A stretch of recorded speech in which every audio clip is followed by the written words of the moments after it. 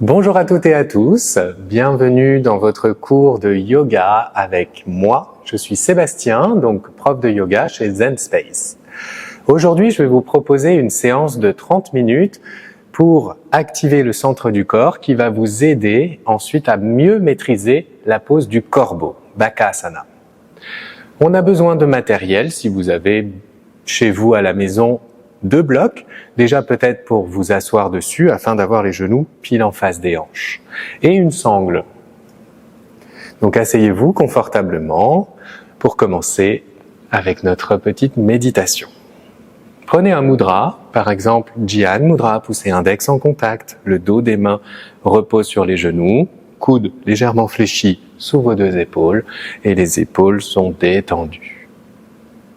Imaginez un fil accroché au sommet du crâne qui érige votre colonne vertébrale vers le ciel, menton légèrement rentré. Je vous laisse fermer délicatement vos paupières, si c'est confortable, ou bien garder les yeux légèrement entr'ouverts avec le regard dans le vide. Donc prenez ce moment ici pour atterrir sur votre tapis. Vous souhaitez la bienvenue dans votre espace de pratique. Félicitez-vous de prendre ce moment pour vous. Et commencez par vous faire un petit scan corporel. On fait un inventaire, un état des lieux de notre corps physique, des pieds à la tête. Commencez à visualiser vos pieds, l'articulation de vos chevilles. Comment vont vos mollets aujourd'hui et vos genoux? Remontez le long des cuisses. En fonction des activités physiques que vous avez pu pratiquer les derniers jours, peut-être ressentez-vous des courbatures. Prenez-en conscience, prenez des notes. Observez vos fessiers qui repose sur le support ou votre tapis. Remontez le long de votre colonne vertébrale. Y a-t-il des tensions qui apparaissent? Et au niveau des épaules, comment vont vos épaules? Les trapèzes. Souvent, on peut ressentir des tensions dans le haut du dos, c'est là où on porte tous nos problèmes. Vos coudes et vos poignets. Détendez les muscles de votre visage, défroncez les sourcils, lissez votre front.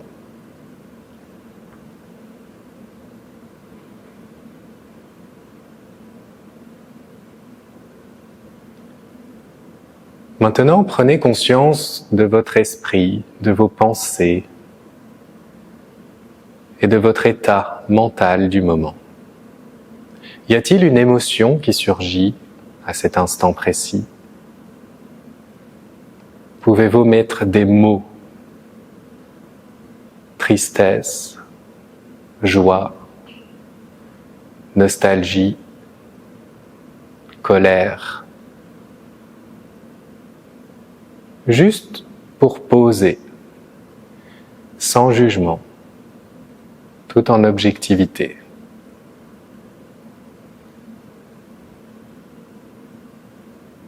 Maintenant, attirez votre attention sur votre souffle. Qu'est-ce que cela vous fait d'inspirer? Quelle partie du corps bouge lorsque vous inspirez? À l'inspire, on crée de l'espace. Observez maintenant votre expire.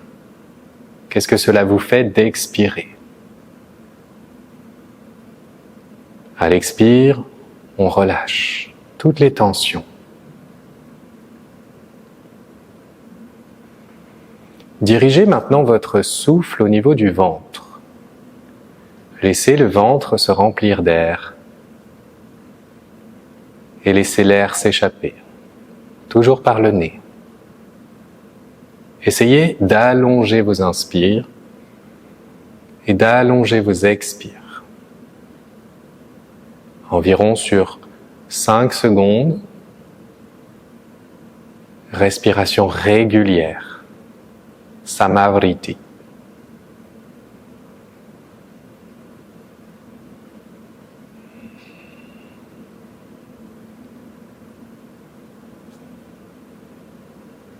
On installe notre respiration dans le premier niveau de souffle pour activer premier, deuxième et troisième chakra. Vous pouvez d'ailleurs commencer à activer votre Mula Bandha, les muscles à la racine de votre colonne vertébrale, les muscles profonds du bassin, que sont les muscles responsables de l'incontinence. Puis, à chaque expire, on essaye d'activer son transverse. Pour chasser l'air de notre ventre, vous aspirez votre nombril en direction de la colonne. Et lorsqu'on aspire notre nombril en direction de la colonne, c'est le transverse qui s'active.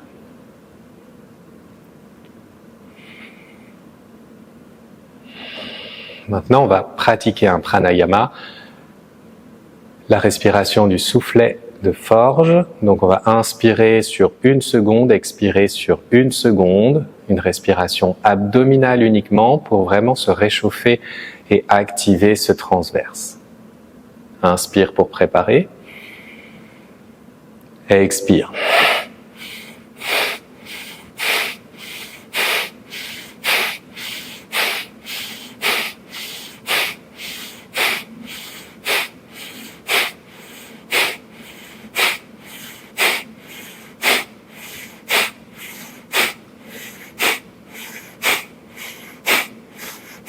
Dès que vous sentez que c'est assez, vous prenez une grande inspire. Expirez, chassez l'air complètement. Videz, videz, videz, videz. Activez Mula Bandha, Uddiyana Bandha, Jalandhara Bandha. Donc menton rentré, fermez vos verrous et retenez votre souffle poumon vide le plus longtemps possible.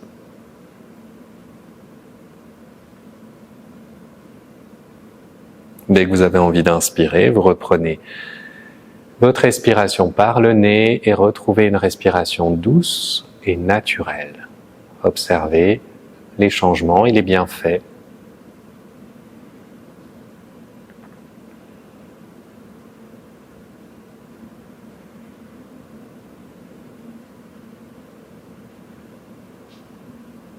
On va refaire ça une deuxième et dernière fois si ça vous va. Sinon, respirez naturellement en essayant d'imaginer qu'à chaque expire, vous rentrez le ventre. La peau du ventre vient toucher la peau du dos. On y va, inspire et préparez. Expire, respiration active.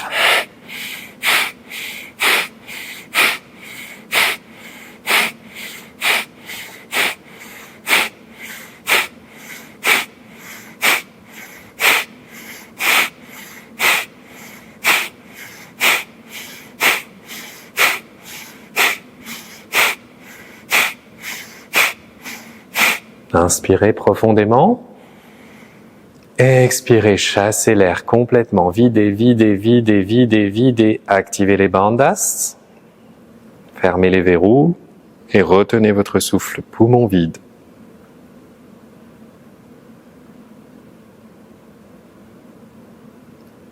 Dès lors que vous avez envie d'inspirer, reprenez votre inspiration et restez. Retrouvez une respiration douce et naturelle, non contrôlée.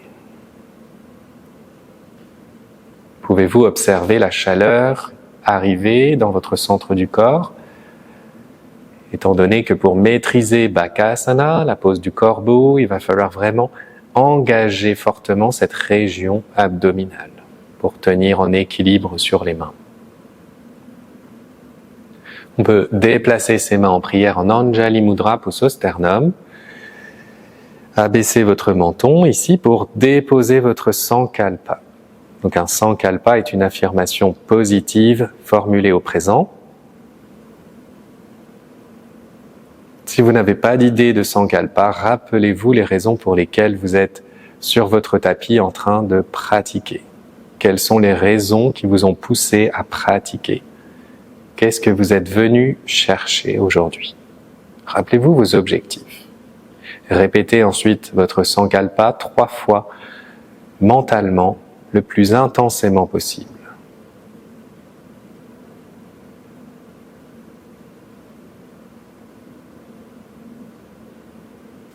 Puis on va ouvrir les yeux, changer le croisement des jambes pour équilibrer la posture et se mettre en mouvement. Inspirez, montez les 2 bras au ciel, les 2 paumes de main se touchent, regard sur les pouces, et à l'expire, on part en torsion à droite.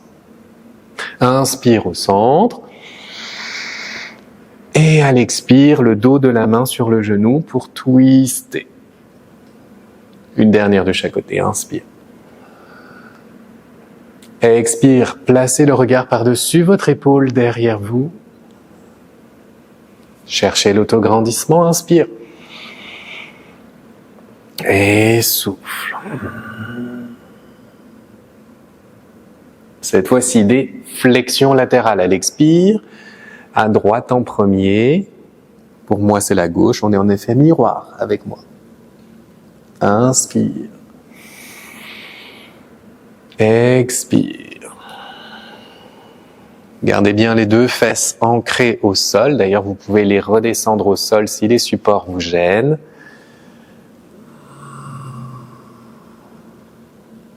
Dernière fois.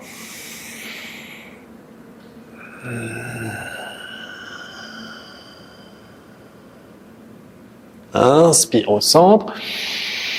Expirez, plongez en avant pour décoller vos fesses et venir sur vos 4 points d'appui. Donc on place les supports à l'avant du tapis. On se place en pose de la table. Les 2 mains sont sous vos 2 épaules, doigts écartés, index parallèle. Genoux pile sous les 2 hanches. On va refaire une respiration du soufflet avec Shavash. Donc ça va être un Shavash relativement dynamique. On inspire, dos creux, expire, dos rond.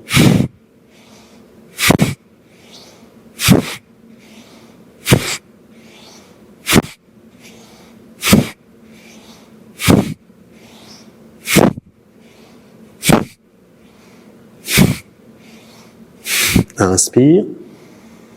Et à l'expire, on contracte les fesses pour pousser le pubis en avant. On chasse l'air, regard sur le pubis, menton rentré, dos le plus rond possible. On veut toucher le plafond avec le dos. Et on retrouve une position neutre. Inspirez. Pointeur. Tendez bras gauche, jambe droite. Et là, on va faire Shavash, mais sur 2 points d'appui. Et le nez vient toucher votre genou à l'expire. Inspirez, préparez. Et on va faire ça 10 fois. Expire. 10, 9, 8, 7, 6, 5, 4, 3, 2, 1. Et on repose. Bras droit, jambe gauche, inspirez, pointez. Expirez, nez au genou. 10, 9, 8, 7, 6, 5, 4, 3, 2, 1. Et on repose. On retrouve la position neutre. Pose de la table. Ensuite, on transfère son poids de corps d'avant, côté, arrière. Donc, comme toute posture d'équilibre sur les mains, vous ventousez le sol avec toute la paume de main. Toute la paume de main est à plat. Vous fléchissez les phalanges. Les doigts sont bien écartés. La pulpe des doigts doit être blanche, tellement vous repoussez aussi le sol avec la pulpe des doigts. Changez le sens.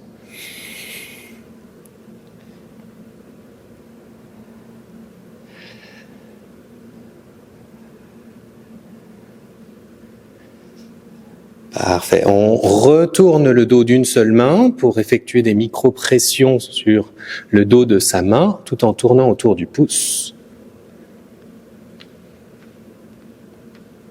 Et on change de main, on observe peut-être une différence de sensation entre la droite et la gauche, puisqu'on est tous droitiers ou gauchers. Donc on sollicite plus du coup les muscles de l'avant-bras à droite ou à gauche.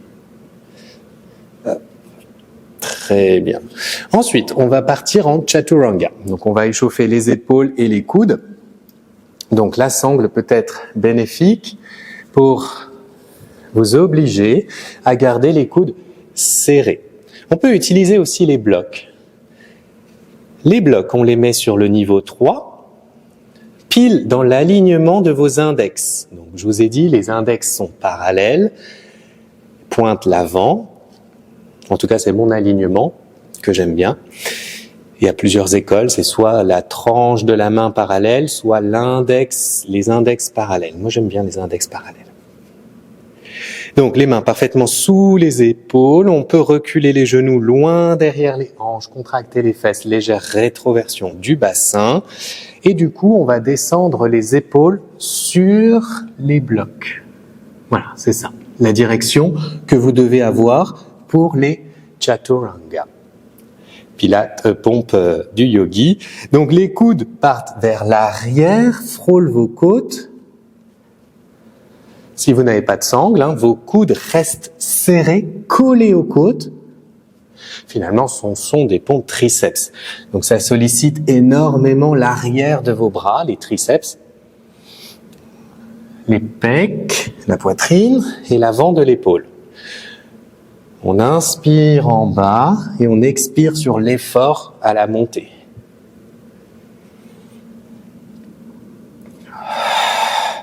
Une dernière. Voilà, si vous aviez tenté avec la sangle, réessayez sans la sangle. Maintenant que vous avez compris dans quelle direction doivent aller vos coudes, c'est beaucoup plus dur. Après, on peut aussi enlever les blocs. Maintenant que vous avez compris où doit partir la poitrine, vers l'avant.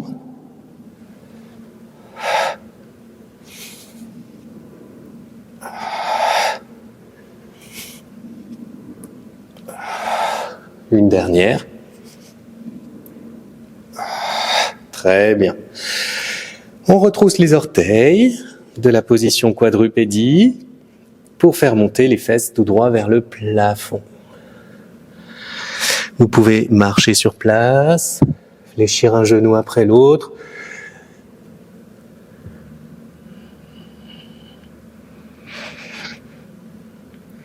Donc les deux ischions, les deux os pointus des fesses pointent le plafond. C'est pas grave du tout si les talons ne sont pas posés, c'est pas une finalité en soi. Ce qui est le plus important, c'est ici, le bas du dos. On doit respecter les courbures naturelles de sa colonne. Puis on va dérouler sa colonne justement, vertèbre par vertèbre, comme une vague, pour arriver en planche. On pose ses genoux, puis on descend la poitrine, le menton et le pubis en dernier. À l'inspire, on repousse le sol dans ses mains pour venir en cobra. On repousse les fesses en arrière, on retrousse les orteils et on revient en chien tête en bas. On fait ça encore 2 fois.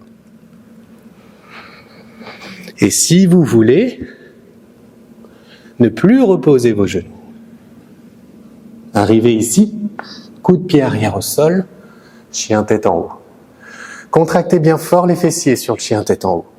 Posez vos genoux, retroussez les orteils, envoyez les fesses vers l'arrière et chien tête en bas. Dernière fois.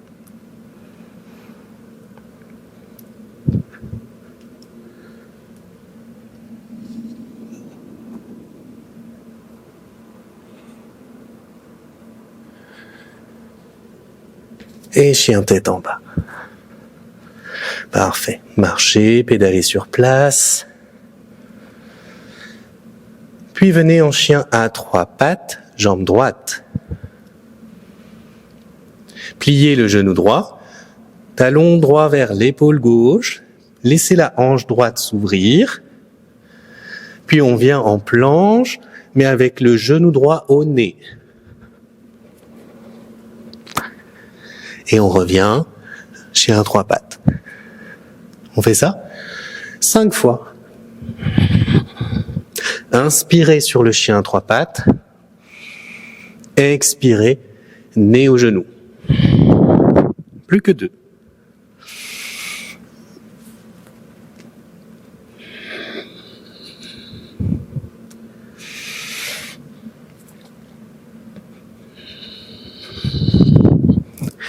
Et chien tête en bas. Faites une pause si besoin à tout moment, une pause de l'enfant, Balasana, ou récupérez en Adho Mukha. Chien à 3 pattes, jambe gauche, même chose à gauche. Donc contractez à fond la fesse gauche, puis pliez le genou gauche pour amener pied gauche vers l'épaule droite. Laissez la hanche gauche s'ouvrir, mais gardez les épaules face au sol. Inspirez, et sur l'expire, planche, nez au genou. Protraction des omoplates sur la planche. Vous vous éloignez du sol. Vous repoussez le sol dans vos mains pour faire un dos le plus rond possible. Rappelez-vous, activez fortement le centre du corps, vos bandhas, transverses. Inspirez, gonflez le ventre, expirez, nombril avalé. Je crois qu'on en a fait 5, hein? Chien tête en bas ou Balasana.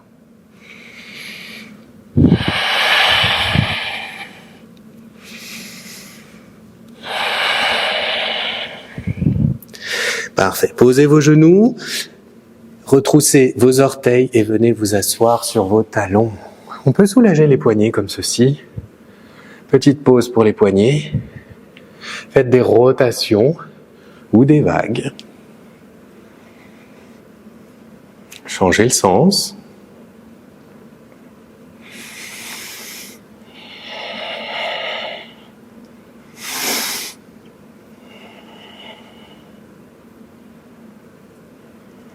Parfait. On revient. Revenez en chien tête en bas. Chien 3 pattes, jambe droite. Pliez le genou gauche et repoussez le sol dans le pied gauche pour amener pied droit entre vos deux mains.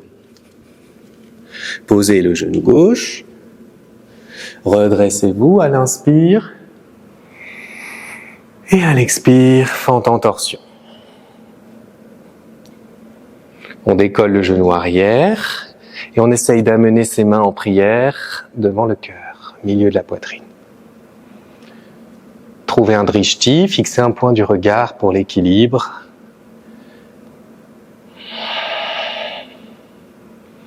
Encore 3 respirations ici.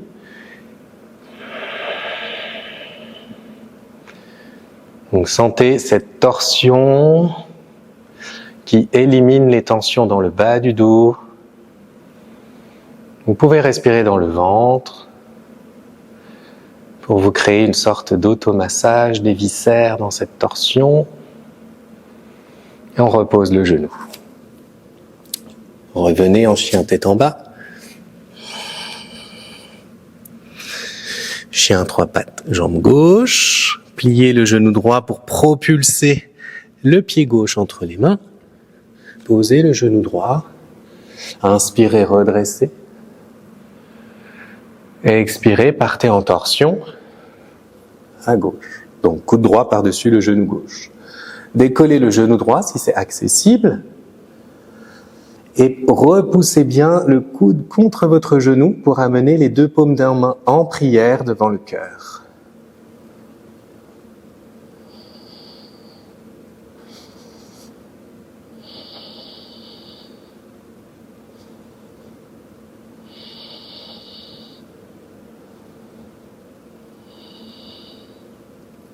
Très bien. On repose les mains. On amène le pied gauche à gauche de la main gauche. et on vient s'asseoir en Malasana. Les mains en prière. Poussez vos genoux vers l'extérieur, mains devant le cœur. Ensuite, pose du bateau, avec au centre l'aide des mains. Pouvez-vous placer vos coudes sur vos genoux, les mains au plafond. Imaginez que vous êtes en pose du corbeau, qu'on va voir tout à l'heure, mais avec les mains posées au plafond. Qu'est-ce que cela vous fait de tenir cette posture du bateau, avec les coudes sur vos genoux, mains flex vers le plafond? Regardez le plafond, parce que quand vous serez en Bakasana, il faudra à tout prix regarder devant vous. Donc regardez le plafond ou le sol. Vous pouvez joindre les deux gros orteils en contact. Donc sentez l'engagement au niveau de l'abdomen que ça vous demande d'avoir. On le retrouvera tout à l'heure. Demi-bateau. À l'inspire. Expire bateau. 10. 9. Donc on renforce nos abdos si on veut tenir cette posture.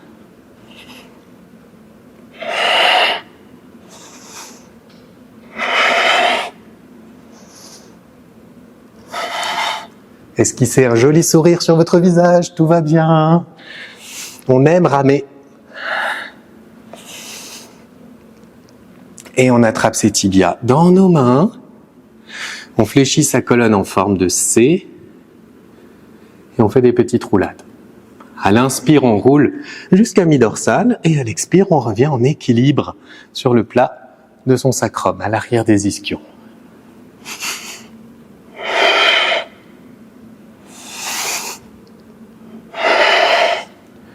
Donc encore une fois, vous devez engager fortement votre abdomen, votre grand droit de l'abdomen, les tablettes de chocolat, pour fléchir le bas du dos et pouvoir rouler naturellement comme une balle.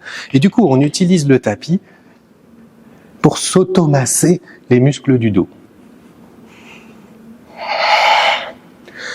Puis, on va prendre suffisamment d'élan pour revenir en squat. On peut s'aider des mains, reposer les mains et reculer les pieds. Voilà, on y est.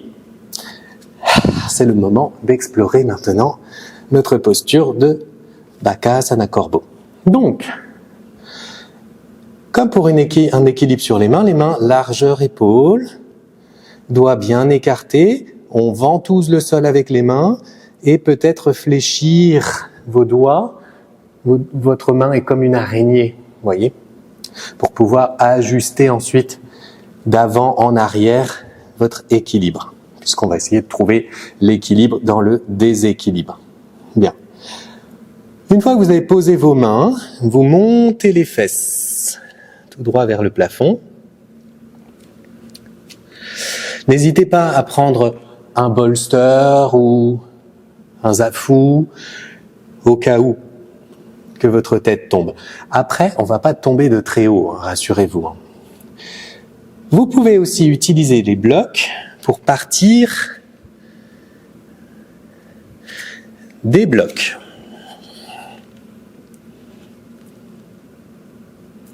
Donc, je disais, on monte les fesses le plus haut possible, commencez à transférer poids de corps vers l'avant et commencez à décoller pied droit. Reposez pied droit. Le gros orteil du pied gauche se décolle. Reposez au gros orteil du pied gauche. Les genoux, vous avez vu, ils sont posés faisceau postérieur deltoïde, haut du triceps. Alors il y a plusieurs écoles. Il y a aussi la pointe du genou dans le triceps. Mais tout dépend des morphologies. Moi, j'ai des pointes de genoux très pointues. Donc, ça fait très mal au niveau des triceps. Donc, je préfère placer l'intérieur de mon genou contre mon triceps. Et bien sûr, il y a un engagement qui se fait au niveau des adducteurs dans ce cas-là. Donc, on serre les jambes ensemble. Serrez les cuisses. Donc, une fois qu'on a fait une pause, on retourne. Vous voyez si vous pouvez décoller les deux pieds cette fois-ci.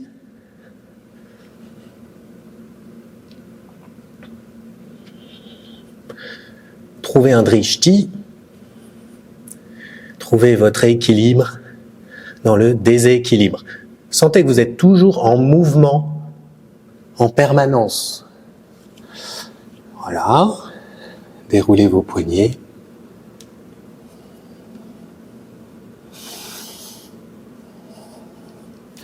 Donc si vous étiez parti des blocs, j'en profite aussi que j'ai un mur, on peut aussi partir du mur. Hein. On peut s'aider du mur. Beaucoup plus facile en fait. Donc sinon, sans les blocs, dernière tentative. Entraînez-vous chez vous. La répétition engendre la perfection. C'est ma devise préférée. C'est mon mantra.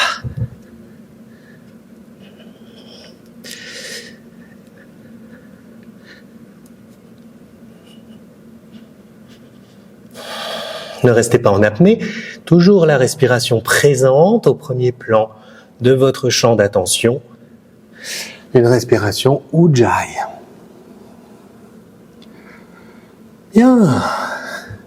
C'est un peu traumatisant pour les poignets, je vous l'accorde. Donc, pensez bien à les échauffer à chaque début de séance et retrouver un peu de mobilité. Posez les fesses. Hop. Prenez la chair de vos fesses, tirez-la en arrière. Prenez vos fémurs, tirez-les en arrière. Inspirez. Avant Shavasana, peut-être une pause de la pince.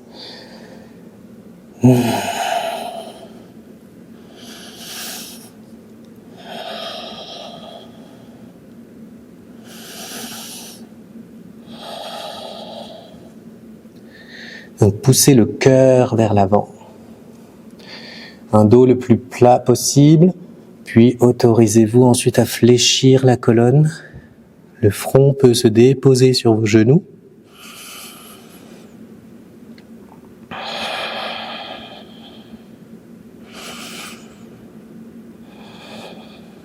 Très bien.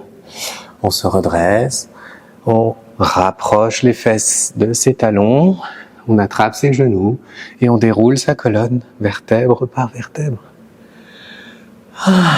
Shavasana. Peut-être, si vous avez des tensions dans le bas du dos, soutenez le bas du dos en fléchissant les genoux, collés l'un contre l'autre, bras le long du corps, paume de main tournée vers le ciel. Menton légèrement rentré. Et prenez le temps qu'il vous faut pour vous relaxer, respirer et ressentir tous les bienfaits de votre séance. Je vous retrouve très vite au studio. Namasté.